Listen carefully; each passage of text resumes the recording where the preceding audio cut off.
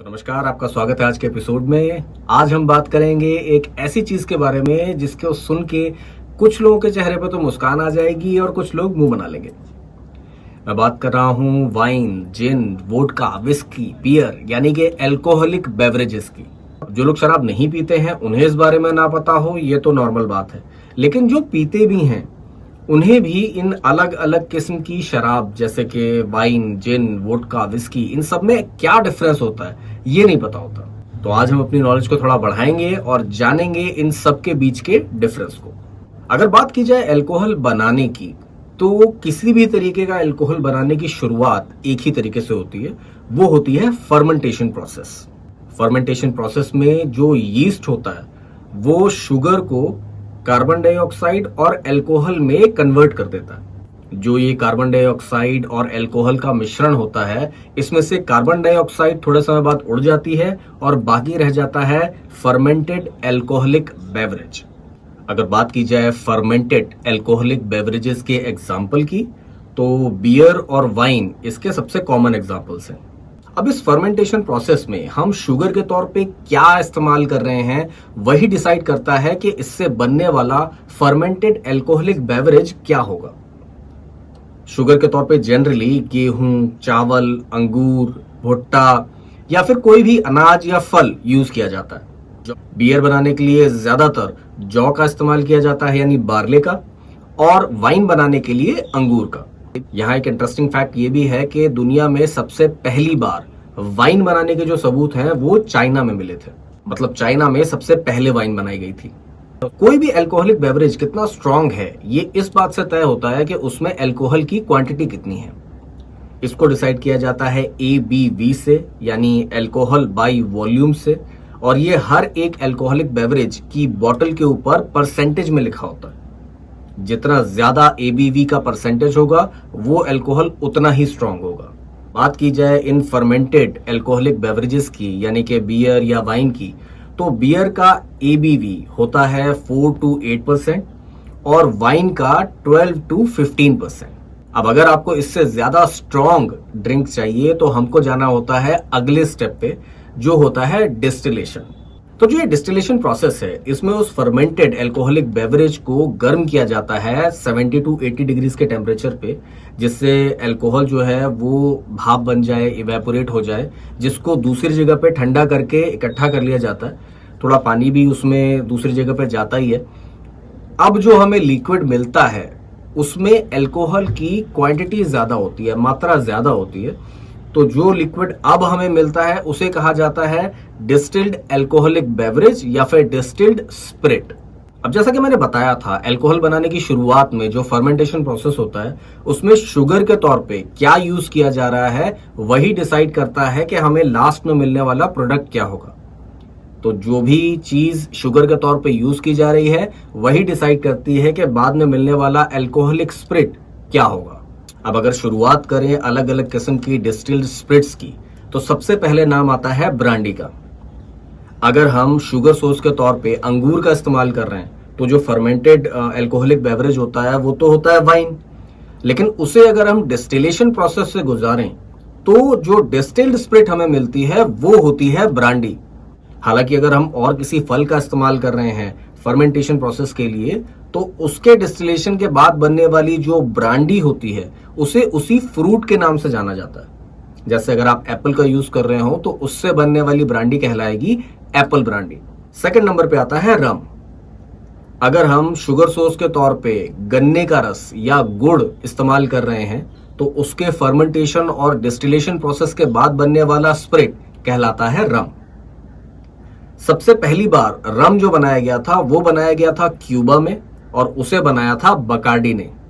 आज की डेट में भी बकार्डी की रम जो है वो सबसे ज्यादा पॉपुलर है। इसी क्रम में अगर हम आगे बढ़ें तो सबसे ज्यादा पिया जाने वाला अल्कोहलिक बेवरेज जो विस्की होता है, उसे बनाने के लिए फर्मेंटेशन में बेस प्रोडक्ट होता है ग्रेन मैश। इसमें जौ, भुट्टा, राई और गेहूं का इस्तेमाल होता है, जिसको फर्मेंट और डिस्टिल करने के बाद में विस्की मिलती है। यहाँ ये बताना काफी इंटरेस्टिंग होगा कि स्कॉच भी एक टाइप की विस्की ही होती है।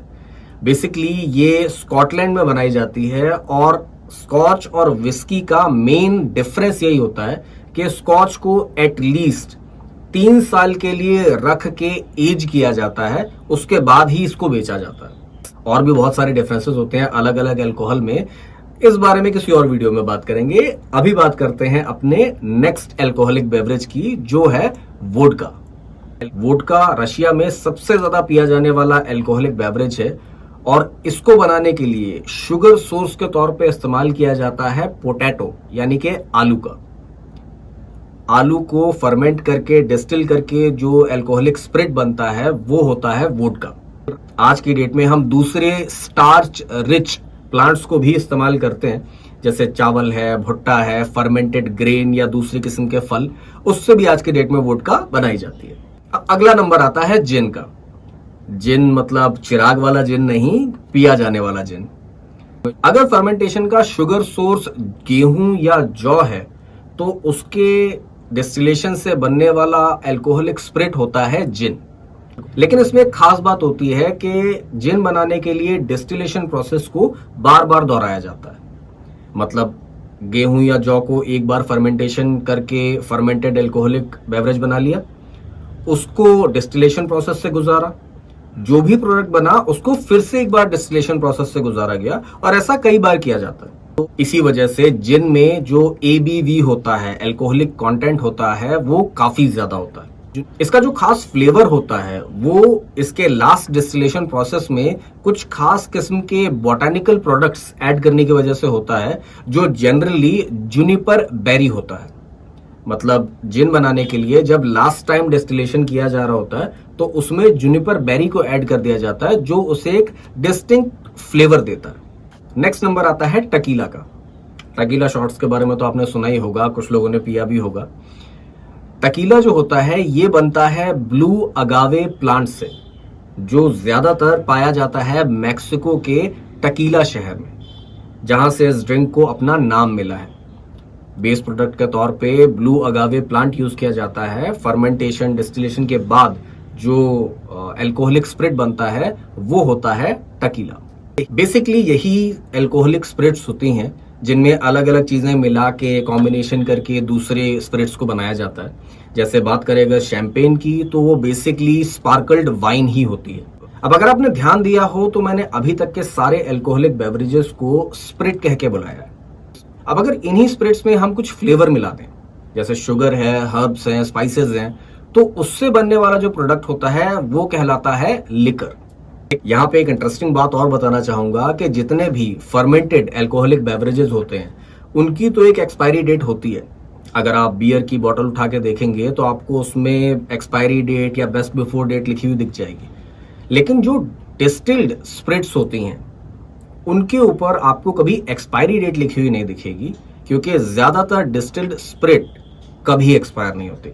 जो ज्यादातर स्पिरिट्स होती हैं उसमें अल्कोहल कंटेंट यानी ABV 40 to 60% होता है, लेकिन बार बार डिस्टिलेशन प्रोसेस से अगर इनको गुजारा जाए तो ये ABV बढ़ भी सकता है। अब अगर मैं बात करूं दुनिया के स्ट्रॉन्गेस्ट लिकर की, तो सेकंड नंबर पे आता है एवरक्लियर, जिसका ABV है 95%, और फर्स्ट नंबर पे आता है स्पिरिटोस, जिसका ABV है 96%।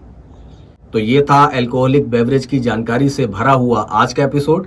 अब आपसे मिलेंगे अगले एपिसोड में, तब तक के लिए नमस्कार।